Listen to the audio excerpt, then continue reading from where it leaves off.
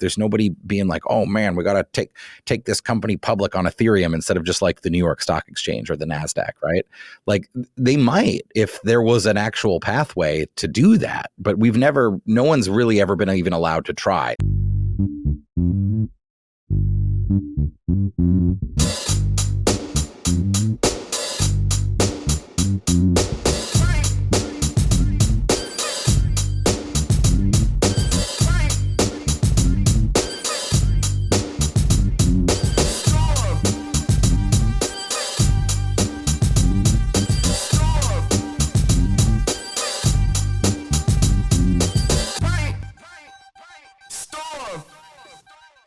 Okay, welcome to Brainstorm by Membrane Labs. I am your host, Craig Burchell, and I am here today with a very special guest, a friend and former colleague, Alex Thorn, Managing Director and Head of Firm-Wide Research at Galaxy, and also the host of Galaxy Brains, one of my favorite and one of the most insightful podcasts in the industry with new episodes every week. Alex, how are you? Welcome to the pod. I'm great, Craig. Thanks for having me. Excited. It's an exciting time. The markets are moving. They're definitely moving. You know, before the podcast, we were talking about XRP, and I'm not sure if you've been riding that rally or not. I typically don't trade a lot of altcoins, but I will say, I think this might be the most hated rally in crypto history that I've witnessed. And I've been working in this industry pretty much full time since 2015. I don't know a lot of people that own XRP. I don't know a lot of crypto funds that have this position. It's up like 3 or 4x in 5 days, and that is painful to people who are supposed to be trading this market actively and seeing things like that. So yeah. I'm curious. You, I'm sure, have been really busy in the post-election period, especially like in your role as research generally. Like, what have you and your team really been primarily focused on? Definitely following who the picks are for the cabinets and relevant agencies. We don't really have any of the market or banking regulator leads chosen or named yet. There are some names that are front runners. I don't even want to say, as we're recording this, there's some reporting. Yeah, I'm seeing some news as well. Yeah, that Paul Atkins may be named as the SEC chair, but that's just reporting from sources. So we're waiting for an actual announcement. He would be great as the SEC chair, to be clear. So he's an SEC veteran. He was a commissioner during the Bush administration. He's a supporter of innovation and a progressive approach to regulation and digital assets. He's built a great firm, Tokemak Global Advisors, that advises firms across many industries, including some in crypto. So would be a great pick. But I think in general, mapping out what is likely to happen across the various vectors and segments of policy that matter to the crypto industry has been a big focus for us. Yeah, that's things like, again, at the market regulators, the SEC and the CFTC, the banking regulators, the Fed, OCC, FDIC, and CUA. And at Treasury, right? And there's the list of issues that crypto markets broadly care about isn't small, but it's known, right? Like I've certainly been covering it for years. So right now, I think the market is in an interesting position where you're supposed to be bullish. There's at least apparently this pile of positive catalysts from the policy standpoint forthcoming, right? President-elect Trump has said that he wants America to become the crypto capital of the world, the Bitcoin capital of the universe, or something like that, right, in Nashville in July. So, I was there in Nashville, and it was definitely great for the industry. I'm curious if there's anything that you would be nervous about from what you're seeing, aside from, the portions that rely on the Senate with respect to like confirmation. I mean, Scott Bessent is widely respected. I think he would be a great Treasury Secretary. Howard Lutnick at Commerce is great. Commerce doesn't do a ton in financial markets, but if Paul Atkins is the one named at SEC, that's a great choice for markets in general. I haven't seen anything too controversial there, so I'm not expecting much difficulty for confirmation for most of these so far. Yeah, we're just kind of in a wait and see period and see if these policies actually play out. And no, that makes sense. Some of the viewers have been asking about also like just the future of general taxation for folks like expats, because there are so many folks that left the US like in this industry. And, I guess maybe we can tackle the question just generally more broadly. The most important tax issue to the crypto world is how to tax miner and validator rewards. Today, the guidance from the IRS says that they have to be taxed with a cost basis of 0 at the point that they're mined or earned through validation, right? So if you mine a Bitcoin at 95,000, you have a Bitcoin delivered to you in a Coinbase transaction, which is lowercase c Coinbase, the first transaction in a newly mined block, not the company Coinbase. That's your gain right there. So that actually forces effectively some selling right at the moment of mining just to cover the capital gains. That's not how commodities are taxed. When you pull gold out of the ground, you don't immediately owe capital gains on that, right? So one of the there's some great people, Abe Sutherland, who's done some casework on this, some lawsuits against the IRS on behalf of home validators who similarly face the same tax guidance. And that should be changed. I think when it comes to things like exit taxes or, like capital gains taxes for American citizens working abroad or income taxes, I don't know where those stand. I don't think there's any indication that capital gains tax is going to necessarily change. The president-elect and his team have signaled pretty clearly that they actually do want to try to tackle the deficit. There's some talk of growing their way out of it, but rather than, certainly not raising taxes. So I don't know where that's going to go. I think before the election, a lot of people said, and sort of the consensus was that tariffs are likely to be inflationary. You probably would be not looking at something like, reducing those major tax revenue avenues. Now, I think with Scott Bessent and some of the other language coming out of the transition team, I think the probability that they try to do some work on the deficit is increased. I still don't know the likelihood. I mean, nobody since Bill Clinton, I think once, has actually run a budget neutral government. There's obviously a million stakeholders involved in trying to get that to happen anyway. But I think that, I haven't heard anything about the expat stuff or those income or cap gains taxes necessarily. I know you and I have definitely spoken recently about the recovery and kind of reconstitution of the CeFi market that had been, the CeFi lending market specifically, that had kind of been decimated post Luna and FTX. We've done some work on this and we hope to publish a report on this actually this week. So if you're listening, take a look on Galaxy Research with galaxy.com/research or our Twitter handle, GLXY Research, for that. If not this week, then early next week.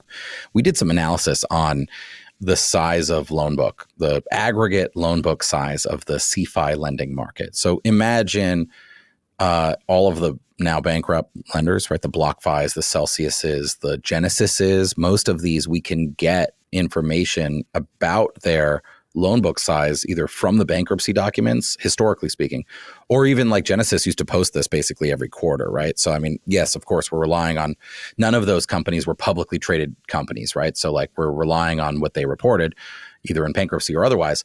You combine that with Galaxy's publicly reported stuff. We're a public company in Canada, right? And or Coinbase's, which also does some lending, they're public, and some data provided to us by other CeFi lenders.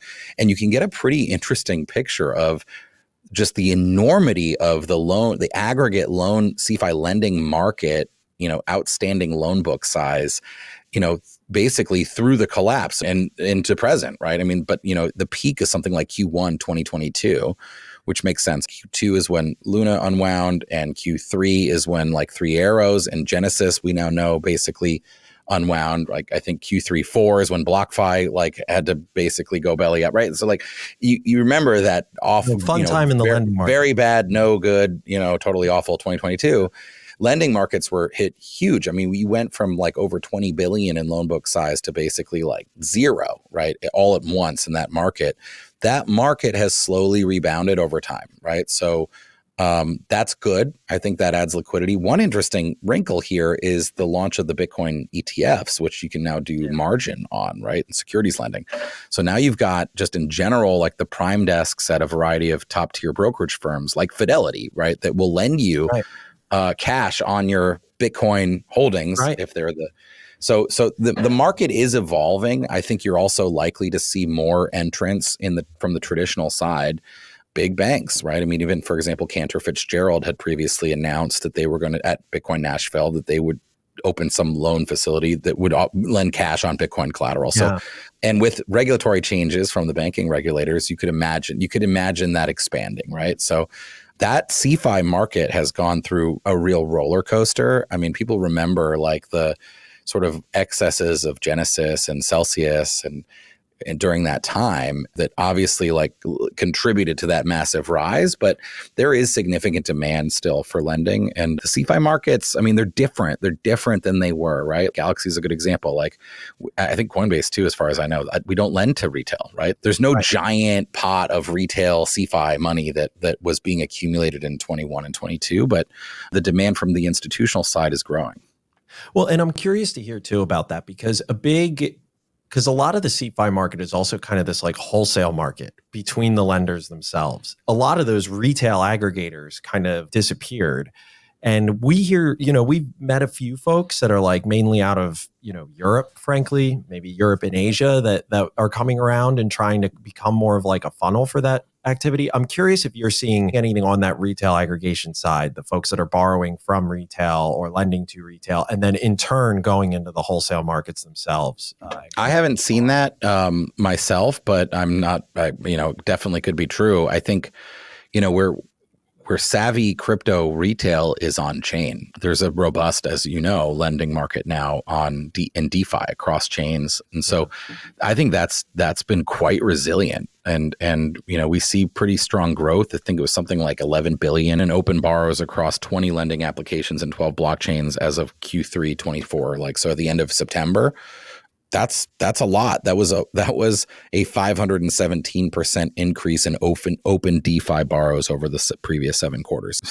If you were around then and you're still around now, perhaps you've learned how to use, DeFi, right? I think at the retail level, there, one of the things that's not talked enough about in 2022 was how well DeFi actually performed. Extremely transparent. There'd be things like whale alerts on Twitter that would show like prominent borrowers and what their expected liquidation prices were. And like the market was able to track that and price that in pretty much real time. Like basically none of the true DeFi apps had any kind of like significant blow up. It wasn't like in March 2020, when Maker basically was spiraling out of control because of ETH was spiraling out of control, right? Like that didn't happen in 22. I think DeFi actually performed quite admirably.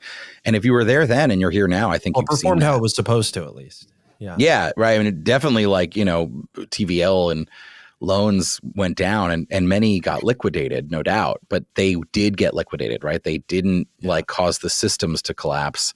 And unlike in 2020, when there was so much congestion on ETH, like in general, that caused problems for oracles and stuff, the networks worked primarily as well. So like DeFi, I think, was a real winner out of 2022. And I think people use it. It has, TVL, I think we're at or near an all-time high now across all DeFi applications. So it's kind of back. I mean, plenty of that is, appreciation of collateral that's put into these pools. But it's a story that I don't think is told enough about 2022.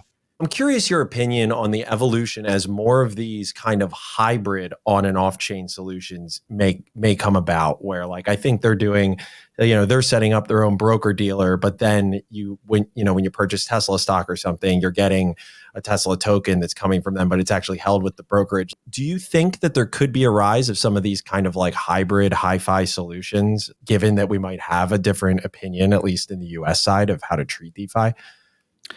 I think there definitely could be. I think some of that requires a like truly progressive approach at the SEC to allow for some sandboxing and sort of proofs of concept. And I think you might get that. I think that's what the SEC should do, right? If you're JP Morgan and you want to come in and tokenize something or whatever, let's call it a publicly traded equity security, right? Like you should be able to do that in a controlled environment that shows the SEC how it might work, that works back and forth, right? Like that type of iteration is how you get to innovation.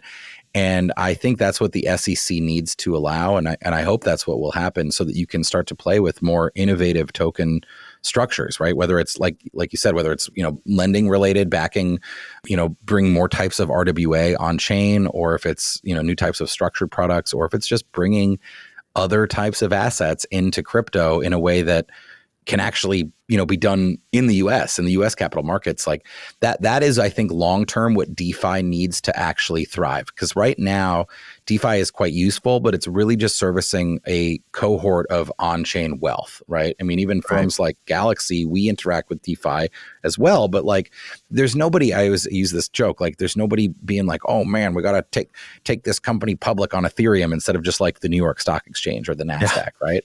Like they might if there was an actual pathway to do that, but no one's really ever been even allowed to try. I'm hoping, and then you get more integration of DeFi and TradFi, or the usage of DeFi tools in traditional finance or capital markets, instead of just like some innovative TradFi firms, of which there are some, sort of bringing off-chain yield on-chain, which is basically the RWA movement we've seen, which is great, but that's really just servicing the demand for off-chain yield among this crypto wealthy cohort. It's not really a merger of TradFi and DeFi. So I hope you'll see that. Right. Like the folks that are going to just go buy a money market in their Fidelity account or from Franklin Templeton off chain are going to just keep doing that. And now you're just kind of bringing the on chain cohort. Yeah, you're just saying, oh man, I'm like ETH rich and I can't bring that ETH to like Fidelity right now to buy this money market. But if I could buy it in Uniswap, I would. Like that's who they're servicing. And there's a market there, no doubt. That's why you've seen RWA grow. But you really want to, I think, to really start to mark the transition of DeFi, or the beginning of the final form of DeFi, you actually need to see the opposite, which is the use of DeFi in TradFi. And we haven't yet. Yeah. No, that's really interesting. That's really interesting. Yeah, I guess it'll remain to be played out. It's definitely something that we've been laser focused on our side, and we even see it among like a lot of our lending cohort are primarily CeFi based, and we're hearing about more and more DeFi activity that they're being interested in, and how can we pull that into the platform, et cetera. So remains to be seen. You recently mentioned that you see the big opportunity of Bitcoin mining to be AI and crypto. And, I'd be curious, do you mind elaborating for the viewers on what exactly you mean by that?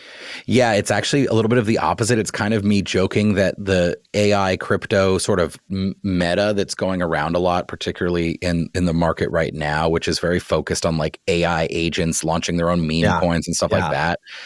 The real crypto and AI, at least in the near term, is Bitcoin mining. And look, there's a bunch of interesting ideas for how AI and crypto and public blockchains and distributed ledgers may overlap in the future. There's plenty of good ideas about this. Things like timestamping the origination of data to combat fake news, or like having AIs that need to pay one another for services or pay individuals using cryptocurrencies because of micropayments and because they're natively digital. Like all of those are good ideas. And I do believe broadly in the idea. Balaji might have been the one that said this. AI represents like supreme abundance, right? You can push a button and create 10,000 images. Whereas, Bitcoin represents like perfect digital scarcity, right? And so there's gotta be a way. It's sort of just broadly, and I named a couple, but like there's got to be broadly a way that these two technologies interact with each other to sort of balance each other out. Those are big ideas. However, those are nascent, and I haven't seen necessarily any of them gain like big traction yet. What is gaining traction right now is that AI, whether it's machine learning or LLMs or generative art stuff or whatever, like it needs computation and power, and it needs it now. Well, it turns out there was one industry gobbling up all of the cheap power all over the country and building out like top tier data centers in many cases, not in all cases, but in many cases, and power substations and getting approvals for enormous amounts of power. And that's the Bitcoin miners. And you've seen a number of those miners announce deals or that they're working on deals or whatever to tie up with high performance computing firms, hyperscalers, AI companies, right? Because they have all this power. It turns out like, sure, there's some, bottleneck at the chip foundries to produce the ASICs or GPUs or whatever it is you're using, the machines. But you can do that work with a lot of types of machines more, right? I mean, sure, you want the highest end, like you got to go to one company or the other, and there's bottlenecks there and wait times and all that. But the real bottlenecks are data centers and power. And it turns out Bitcoin miners are in possession of a lot of both. And so, I mean, we're even one, our president, Chris Ferraro, announced that we have entered into a non-binding letter of intent or something with a hyperscaler with our Bitcoin mining facility. So And by the way, a number of other Bitcoin miners have announced stuff like this. I don't want to name them, but that's easy to find. They have power. This is going to require a lot of power. If you're going to be using AI, I mean, I'm just opened up Acrobat the other day and the thing's hounding me about whether I want to use AI to read this document. I'm like, it's a 2-page document, right? But like, presumably this stuff is going to be embedded in more and more. The new iPhones have OpenAI embedded directly into Siri, right? So there's going to be enormous demand for computation focused on AI and other high performance computing needs. And it turns out the Bitcoin mining industry, especially in the US, is in a pole position they have the core assets that are really required for this. Power takes a long time to build, to get approval for, and they have a ton of it, right? So that is something that's going to be very interesting to watch. Look, there's one future, I think, where, we used to talk about Bitcoin mining.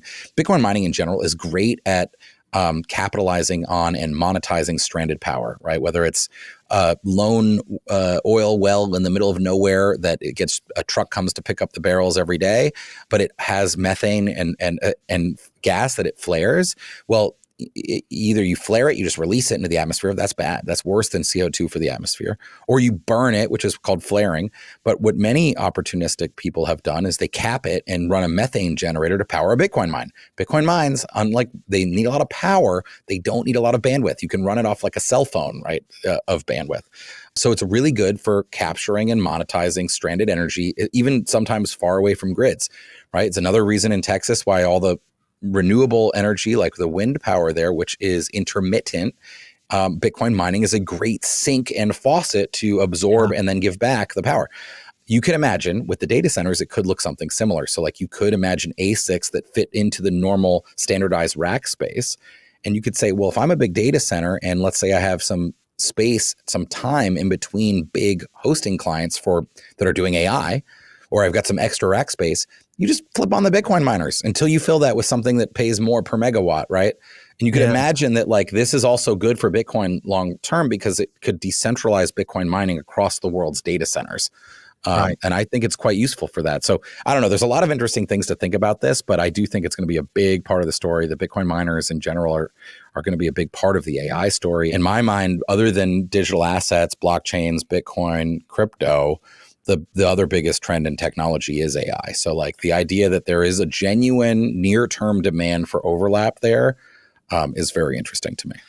Well, and especially even as these like LLM models continue to improve, the compute requirements just keep going up and up and up. And so, yeah, it's very exciting, both from the Bitcoin miners perspective. And, I hadn't really considered even from traditional data centers that, it does kind of make sense. Like I could see a world where you would be putting in Bitcoin mining ASICs and just slot them. Basically, anytime you have excess power and you don't have anything to use. I mean, I just saw 2 stories, one in the UK and one in Australia, where they're going to shut down billions of dollars and might even pay a lot of money to shut down billions of dollars of wind because it's destabilizing the grid because it creates this intermittent source and it's expensive. Dude, you just mine Bitcoin with that until you're ready to do something else with it. Like that's what's happening all over Texas.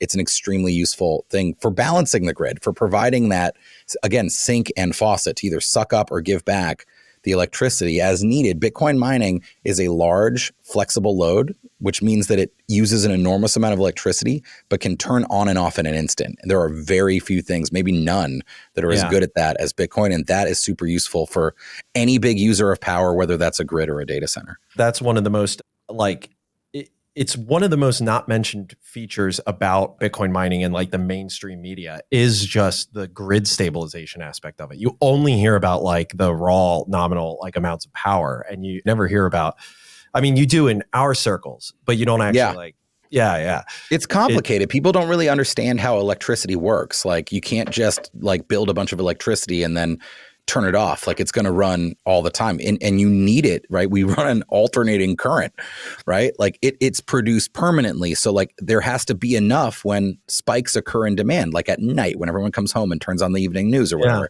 right? But someone's got to pay for that build out when it's not being demanded by whatever else, right? And Bitcoin is perfect for that. It's been perfect. And a lot of that build out is wind and solar.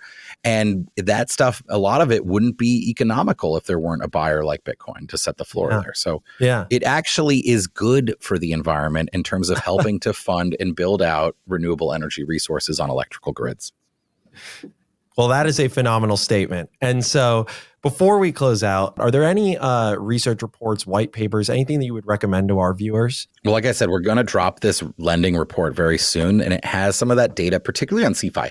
You can get the lending data from DeFi, right? There's great websites, DeFi Llama. You can do Dune queries. Like it's one of the great things about it. It's public data. But we did a lot of research and work together. The CeFi data I described showing the month-over-month loan book size. I think we did quarter-over-quarter loan book size. That's going to come out real soon. That's a very interesting chart. I mean, it tells a story that we know and that I told before, but that report is going to come out very soon. I think our lending desk puts out good commentary on the lending market every month. So where our clients and counterparties are showing interest to lend or borrow in terms of coins or rates and stuff like that. We're also going to put out, I think, in this report, just our view of what the historical like Bitcoin lending rate has been, because this is proprietary to most lending desks and us included, right? But it's very opaque. So much of the lending market, especially now, is done effectively over the counter, right? Like if it's not in DeFi. So you've got the DeFi rates, which we know. Especially when it's in size. Yeah. Exactly. You got the CeFi rates, which you don't know. So we're going to put out some interesting data on that over the next coming days. So check that out. I said it before, but you can just see it at galaxy.com/research. That's great. That is a perfect plug. And so last but not least, Alex, when do you think you and I are going to finally get on a song together? Yeah, Birch and Intangible Coins. We need to get together, man. I've been a big fan of your lyricism for a long time. So, I've kind of taken a little bit of a break. I did like something like, for those who don't know, on my podcast, I used to make a lot of hip hop beats too. So I have like hundreds of beats that I made from 2010 to 2018. And on my podcast, Galaxy Brains, for like 80 episodes in a row, I rapped the intro on one of my beats. So it always started with the weekly podcast from Galaxy Research. I was just listening to one. You would change it up. Yeah. And well, the first line was always the same, which got a little bit limiting, as you can imagine. But like, we're back to attack and I want to be first, right? But I would rap typically about the guest that we had on and about the crypto markets. That was like 80 beats. And I kind of have run out of the 300. Like those are pretty much the 80 that I actually like. And so I've slowed down a little bit, but I did do one a couple of weeks ago. We got to get on the track. We'd rap about the Bitcoin lending rate. I was very surprised at how talented, not only the lyricism, but also that you actually did the beats yourself, which was never something that I was able to accomplish. So thank you. I appreciate that. You have good ones out there. So let's tease them. Let's just tell them right now to the Membrane audience, like in the next quarter, a collab is coming. I did text you that, and now we're going to hold me to it. So let's. Hey, it's on video now. We got to keep it. Now it's on video. We'll make it happen. Well, Alex, thank you so much for all your help. As you guys mentioned, check out Alex's both his podcast and the research paper that they are releasing. And Alex, again, thank you so much for taking the time to join us on the pod today. Great to be here, Craig. Thanks for having me. Thank you.